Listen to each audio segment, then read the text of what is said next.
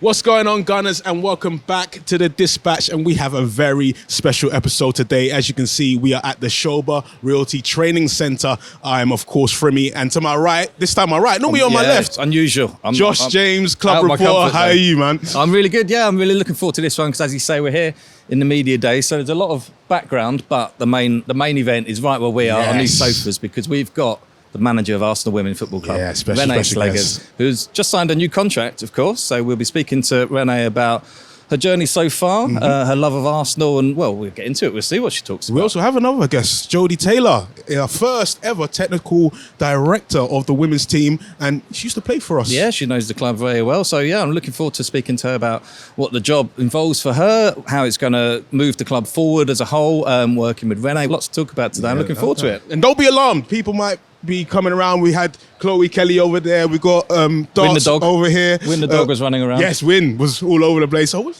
Win will come back, man. Actually, she's not silly because she realised how cold it is. I'm looking at your hat thinking I could do with that. You probably You've got to make the right choice today. You probably should have brought warmer clothes. I'm not going to lie to you. I should have done. But listen, it's an exciting episode today. We'll brave the cold. Yeah, we'll be fine. We'll be fine. So let's get into it. Yeah, let's do it. Renée, it's an absolute pleasure having you here on the seat with us, here on the Dispatch. How are you? You good? Yeah, I'm good, thanks. Yeah. How's your day been? You have training today? Yeah, we had training. It's raining outside. Yeah. It was lovely. Small-sided games, finishing out in the rain. Yeah. I think we should start with congratulating you for your new contract. Yeah. And we wanted to look back because, well, what a year it's been. Obviously, some highlights that we'll get into. But if you could just tell us, first of all, your journey to get into this position, where we are now, where you find you now, manager of Arsenal Women's Football Club. Yeah, I was thinking the other day, I was actually asked a question. I was here in St. Albans at Oaklands College when I was 17 and went back to the Netherlands. A semi-professional league was started and I went to play there. And then my journey took me to Sweden. I've lived in Sweden for 12 years, I think. Played there, coached there. Stayed there, really liked it, and got the opportunity to work as an assistant coach at Arsenal, and took that opportunity. And now I'm here. Like if I put those things next to each other, me as a 17-year-old, dreaming, and me being here now, it's like I can't believe that's happened, but it did, and it's small steps all the time in life. Yeah, I was kind of wondering because you was here very, very young. Like, how did that come about? Like, because I mean, back then I feel like it wasn't really like academy or anything like that. So you're here as a young player, which lots of people won't even know about, won't remember. So you were studying at Oaklands? Yeah, studying. In a loose sense of it. Loosely. No, I was playing for the Netherlands in the under-19 Euros. And back then, Emma Hayes was the academy manager. She was there watching the Euros. And she was in touch with our coach, asking if any of us wanted to join. Because there was a couple of spots left and they wanted to make it more international, get some new influences. And me and Felicia, another teammate in the national team, we said we were just done with school and we said, let's do it. Let's go on an adventure. Okay. Yeah. So we went to Dutchies, to St. Albans, Oaklands College. Yeah. Yeah. And then so you were here training. That was the season that Arsenal won the Champions League the first time round. Yeah, it was. I was there watching, because it was 2 legs back then. Yes. So I watched the 1 leg at Bournemouth. I was there, yeah. Against Umia. Yeah. Am I pronouncing that right? Umio, yeah. So you were... You've been practicing, I was Yeah, well, I was here. I was working at the club back then. That was... so it's just funny how, as you say, these journeys that work out, you are the common link between those 2 teams. But so you played a couple of first team games in the London Cup, is that right? I'm not sure if I ever was on the pitch. I was in the squad for 1 cup game. According to the stats that we looked at, the quarter-final we played against West Ham, which I think you came on as a second half sub. Right. And then we've seen, I don't know the team, but we've seen a photo of the celebrations for the win in the cup final, and you're in there. You're definitely in the photo. Okay. So yeah, the photo I've seen. I wasn't sure if I ever featured in any of the games. But, so that was the final. Fun fact for you. So Kelly Smith scored twice that day. Okay. Do you remember? Your memory of it is probably hazy. My memory is really bad, yeah. But I know all the players that I got the chance to train with. Kelly Smith, Rachel Yankee, Alex Scott, Anita Asante, Jane Ludlow. Many good players. And I'm now forgetting half of them, but so many good players. Yeah. And I didn't know it was possible back then. I grew up not watching women's football on TV live. There was nothing for me. And then all of a sudden I came to England and saw all these players playing at such a high level. So it was really inspiring for me. Yeah. I was wondering as well, of course, you said you was playing with those sort of players. Who was the person that you kind of warmed to? Who was the person that put their arm around you and be like, you know, this is how things are done, yeah, all that stuff. Can you... I remember Vic Akers. He was the coach. Yeah. So he was always really nice to us when a couple of academy players came up to train with them. When I made the step to England, I went here for a visit with my parents, and he showed me around the training ground. He had this office with a big box of old football boots. He was like, "What do you think this is? Whose are these?" I was like, "No idea." It's Dennis Bergkamp's. Oh, wow. Because he was the kitman, of course, for the men's team whilst managing the women's team. So I remember him making me and us feel really comfortable in those moments. I think Leanne Sanderson in a way, because she was always joking around, including the younger players as well. But I think they all did. At the same time, I was observing what they did, and I was holding back a little bit and watching them. So also as a Dutchie coming to England, the language and everything. So I was observing them more than trying to get involved. I was really impressed. It's crazy. You said that he showed you around the training, and it must be so different to when you came here as a youngster. Yeah, again, my memory is really bad. But what I do remember is I think we got to train here every second week on Fridays on the training ground. And I remember getting to these pitches. It's like, I've never seen a pitch like this before. So I remember that. And of course, the quality of the pitch is still fantastic. Yeah, it's the best here. Right? Yeah, and it's funny where life takes you, as you sort of alluded to earlier, that you come back then, first of all, obviously as assistant. So when you walk back through at Arsenal, do you feel then it's a sense of fate, or that, you know, you've been here before and it's nice to come back, or was it just, I don't know how it works out in football? No, like there's a lot, like everything has been bringing me back to Arsenal. So of course it started when I was 17 going here. I did watch men's football and Van Persie and Dennis Bergkamp, the Dutch players, fantastic players. Love to watch Thierry Henry. Dennis Bergkamp's the reason why I support Arsenal. Oh, really? Mate, he's my idol. So good. Mate, special. Elegant. And then I was on a coaching mentorship program for UEFA. Joe Montemurro was my mentor, and he was coaching Arsenal at the time. So I came here to visit Joe and see how he worked with Arsenal. So that was before I came as an assistant coach. That must have been 2017, 18. And then I came here to work. So there's a couple of things have been the link was still there. It's always there. It was always going to lead to you being manager one day. So so then obviously you were with Jonas. Then you took on as an interim at first. Did you think that's what it would be? Did you ever think, even at that moment, I'd like to do this full time?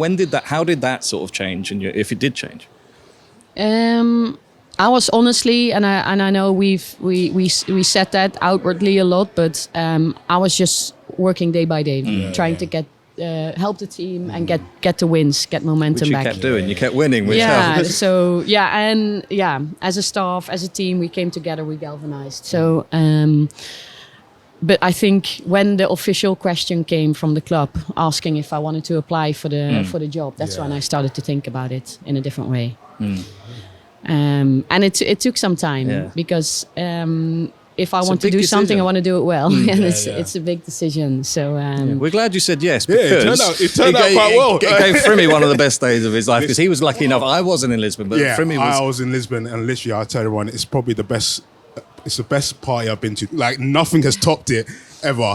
The celebrations after winning the Champions League, just to see everybody with their families together, just celebrating the win. How was that for you? You must have really enjoyed it. I was very merry. I ain't gonna lie. I didn't even play. Like I was having the time of my life. That must have been such a great achievement for you. Yeah, and I think watching all the videos back from what happened in Lisbon out on the streets before our final, wow, and so many people involved, getting excited, getting ready for the game. I think that moment on the pitch with the final whistle, I will never forget. I get goosebumps when I think back at that moment. Do you find yourself sitting at home and then just your mind just drifts back? No, this? no, I don't have time. Okay, I hear it. Yeah. Looking forward. No, I do have the winning shirt and the medal in my office, yeah, nice. so I can see it every day if I want to put things in perspective sometimes and motivation, inspiration. But yeah, no, that moment directly after on the pitch, and then seeing everyone's eyes, there was like deep, honest happiness, excitement, emotion. There was tears. There was everything. Yeah, those first couple of minutes. Yeah, so deep. Yeah, The documentary shows all of that as well. I remember there was a point where I think everyone's like, "No, it's time to get onto the bus," and like there's like a bit where I think where people ask questions and stuff like that, and I can just remember every time song was they were just dancing through like everyone was just having a great time. It was honestly like one of the best days probably of my life since I've been working. And we can there, relive it. I know you're too busy, but the supporters can watch it on the documentary, which is out now. Excited about that. I mean, again, that shows what we didn't do a documentary when we won it in 2007. That's for sure. Just now the whole the big picture around it, the interest, and it's just a huge achievement. Yeah, it's grown so much. I think women's football is growing so fast, and I think Arsenal has been pioneering it for a long time in England since 1987 with the women's team and the football, and believing in giving the best possible opportunities to the women's team. But I think how Arsenal has grown the game from there is not only focusing on the football, but also the community, including the fans. And I think it's fantastic where the club has taken it so far. I noticed you got a ring there. Yeah. What is it's that? It's old Arsenal logo. Oh, nice. Oh, okay, so you've really... Yeah, it's official. Yes, it's really official. No, yeah. I wear it every day. Oh, really? I do, yeah. Oh, brilliant. That's why I like to. I need to get myself a ring, man. Yeah, get an I feel like I'm part of the family. Ring. You mentioned the connection with the supporters, and obviously that day is one that nobody will forget. But you're always looking forward. This season so far, how have you viewed it, and what are you thinking for the season to come? Challenges, what are you excited about? How do you see the rest of the season going? Now, of course, this second half of season is always the business end of season. We want to put ourselves in good positions. Too many draws in the league so far. We've only lost one game against City away, but the draws are hurting. Now the latest one against United, frustrating that we don't score. So so that hurts. So we're in a certain position in the league at the moment, but still active in 5 competitions and going to do everything we possibly can to get trophies to the club. Before you go, we wanted to ask you about what it's like to be Arsenal manager on a day-to-day basis. Yeah. So we see, with the supporters see you on a match day, they see you in press conferences, when you're usually very impressive as well, by the way. I was going to ask you about your press conferences. But day-to-day, first of all, getting to work. Is it true that you cycle to work sometimes? Yeah, I always did, because when I moved to England, I didn't have a car. I think we lived in England without a car for a year or so. Oh. Yeah, a year, I think. So I did cycle in. And I mentioned the press conferences. Is that something that you see as a big part of the job as well? Again, something that's changed maybe from Vic's day. He wasn't even doing press conferences, but you see your opportunity to maybe even talk to the players indirectly as well sometimes with these messages you want to get across? No, not in that sense. What I do want to be aware of is that the messages I send to the players internally is the same when I speak externally, so that's the same.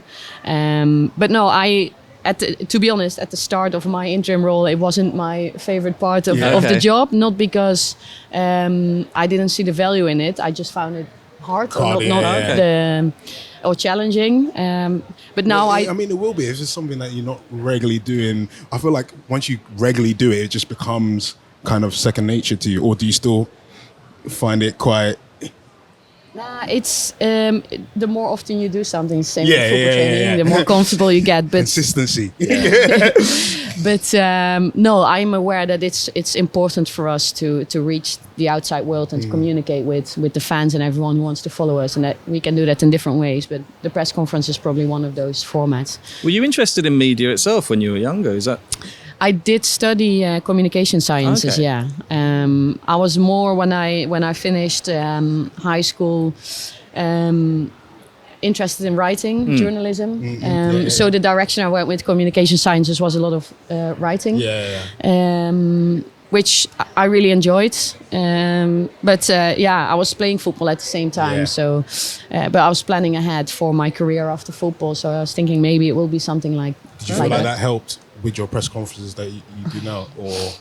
I think like everything in life is learning. I think there's probably a couple of things that I learned there that I still use. But I think everything is learning. I want to read books. I do read books. I do read bits everywhere. I try to stay active and learn as much as possible. Learn from other people. But probably some things that I picked up on the stage. Hopefully. Speaking of active, I heard that the coaches sometimes have their own little games amongst themselves. Is that true? I heard you're still a bit of a player. Like you're still quite good. It's star football. It's really fun. You guys should come and join. You can join. Oh, yeah, we'll be in. You too, huh? Yeah. Yeah, next time. Definitely, please. It's in. I'll go and go. The weather is like this, we'll be in the dome. Yeah. Oh. Is it in here? Yeah. Winter time in the dome. Does it get competitive? In a good way. Yeah, good. Yeah, that's what you want. It could be anything from 5v5 to sometimes even 11v11. Really? So, come and join us. Yeah, music is on. Yeah. Yeah, that sounds good. Yeah, brilliant. We'll be doing that. I think that's all the time we have. Yeah, we've got going to speak to Jodie later. Nice. So Nice. it's an Arsenal women's special. So in fact, if you had become a football journalist, what would you have asked Jodie? What could we ask her for you? Oh. She's got a good story. She's been in lots of places in football. How she brings all those experience together to the role that she is in now. Yeah, because that's exciting times as well, isn't it? For the structure of the club, it's all just building and building and building. Yeah, it's really good, I think. Yeah. You guys, you played together or cross paths? Jodie and me, I think we might have played against each other in Sweden when she played for Gothenburg, but I'm not sure. Oh, okay. In the national team, actually, my very last game for the Netherlands, 2016, last game of the season, was against England. 1-0 to England. Jodi Taylor scored the 1 goal. Oh, well, there we go. It all comes back. I love the way it all ties up nicely. Sorry, there's one I want to ask because, of course, you said you talked about Sweden. How is it coaching players that you've played with? Because you played with Stina in Sweden. Is it difficult? Is it easier because you know her very well? I know her and I know her journey because she was 16 when I started to play with her. So that's a little helpful, I think, to understand where she comes from, what's her history, what's her background to where she is now, and also being very impressed with where she's taking her career. But then on a daily basis it becomes the same as with all the other players, and I try to understand the other players' journeys and backgrounds as well as much as I can. Brilliant. Renee, it's been absolutely great having you on the show. Really appreciate you coming on the Dispatch. I know you're very busy, so it's great to have you here. Nice to be here. No, that's great. Good luck for the rest of the season, and hopefully we'll speak again soon. We'll see you in here for the Star Football, shall we? Yes. Yeah, I'm up front, please. I'll tell Aaron. Aaron organises everything. Okay, There's no offsides, right? That might be offside. No, you're out. You're out. Thanks so much, Renee. Okay, thanks for having me.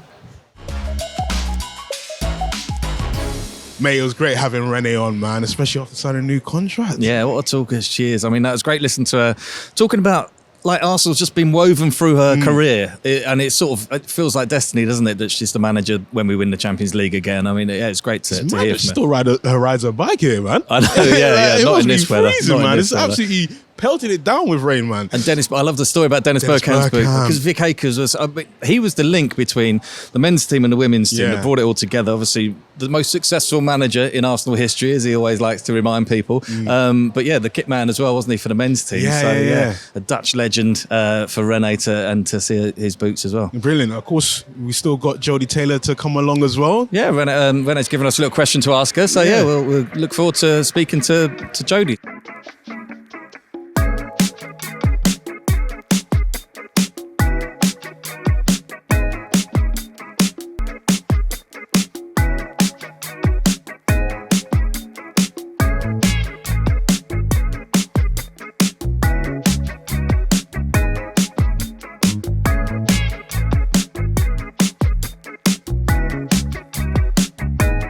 Firstly, Jodi, congratulations on your new role, our first technical director of the women's team.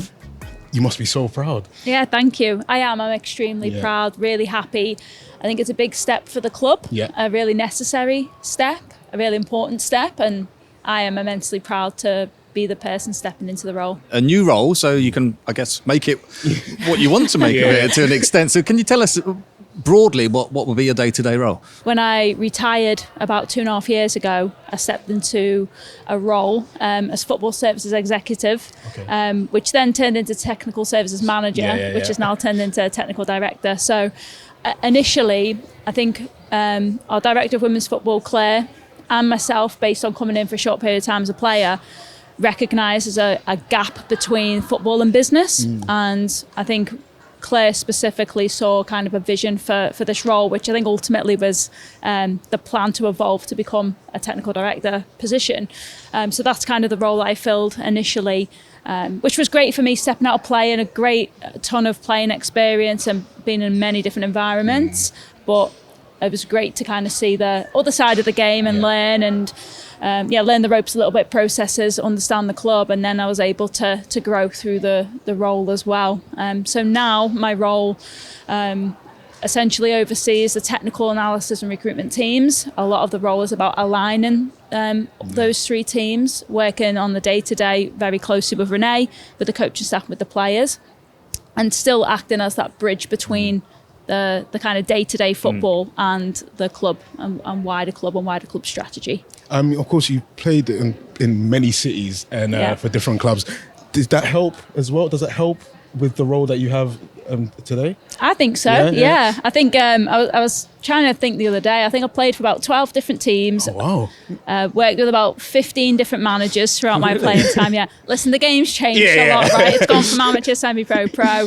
And I bounced around quite a bit in my career. But I do think it's helping a lot now because I have had a lot of different experiences in different countries, working with different people, different managers. We just spoke to Renee and we said, if you had gone in a different world, a different life into football journalism, what would you be asking Jodie? And she said, how do all those experiences come together now to help you in this role? Yeah, it's a good question. I think it helped me as a player, first and foremost.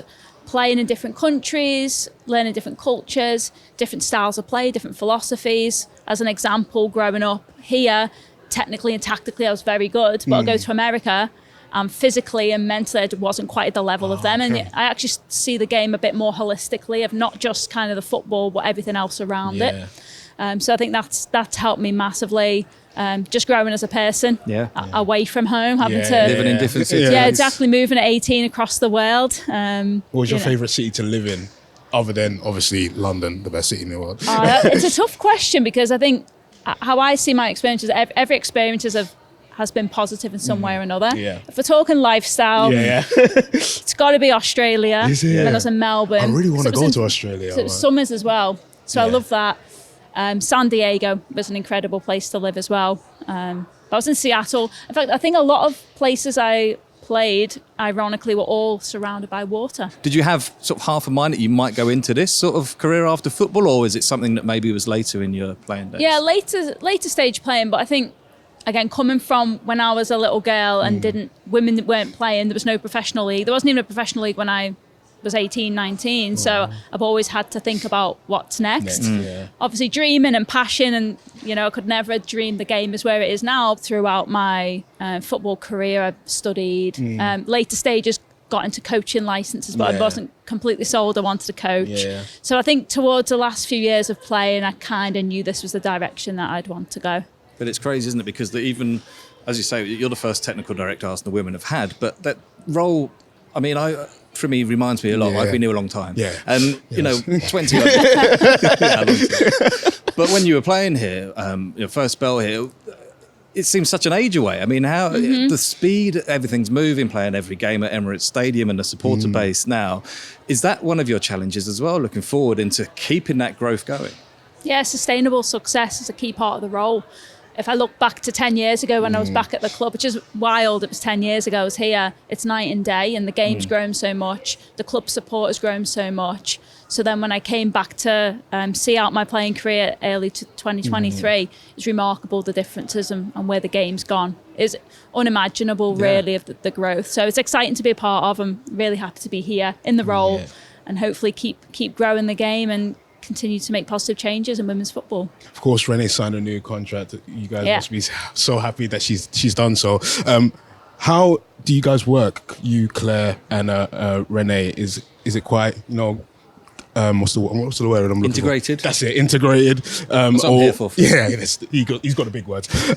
Is it quite integrated? Do you like talk to each other a lot? How do you like work? Yeah, it's a good question. So my role, I'm more in the day-to-day, so I work very closely with Renee. I see her pretty much every day, and if I don't see her, on the phone. So very well connected. I'm very much kind of on the ground, day-to-day with the football staff, with Renee, with the players, and that's kind of where the balance is. But we're all in really good connection, particularly myself, and I'm a bit of that kind of conduit and middle person within that.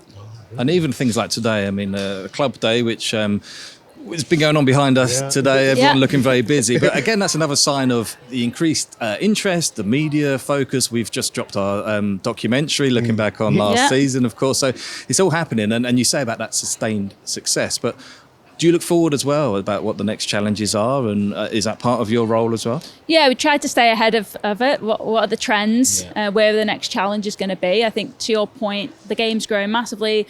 All of the commercial demands on the game is probably where I am involved a little bit around, well, it's about performance for us and how do we fit everything around us performing on the pitch.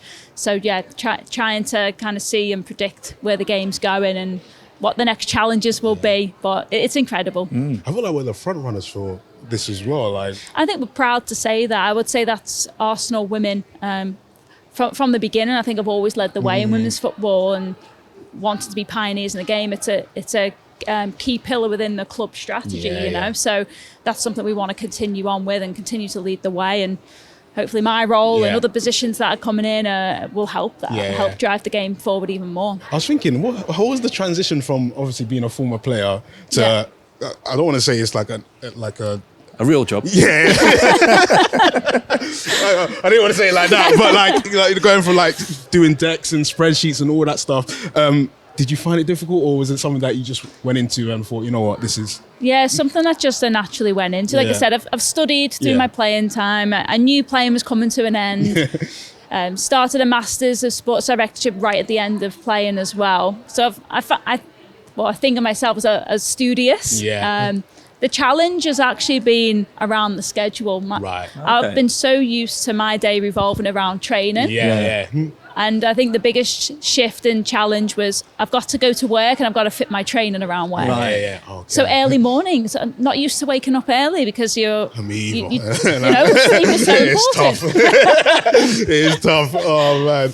But yes, so what else do you probably tell Renee when you meet with her in terms of getting the best out of each other? Is there something that you always mention to each other to get people motivated to make sure that we're doing the best that we can? Yeah, well, of course, we talk a lot about football. It's around the culture, it's the vision of where we want to go. And then there's obviously day-to-day stuff that comes up all the time, and recruitment, and there's a ton of different things. Where my role, I think, helps as the game's grown, I try and filter a lot and take on a lot to allow Renee to focus on the team and to focus on performances and the players in the building. And of course, she has a big say in a lot of things that we do, but I try and filter a lot of that out. As commercial and media and all other kind of operational things, I'll try and pick up a lot of that stuff, and then the higher level stuff will go to Renee. So that she focuses on the training. Just to allow, and that's it. You know, Renee, and she's probably said this a number of times, externally to the media, she wants to focus on the players, she wants to focus on the team and give as much of her energy as she can to the group that's here.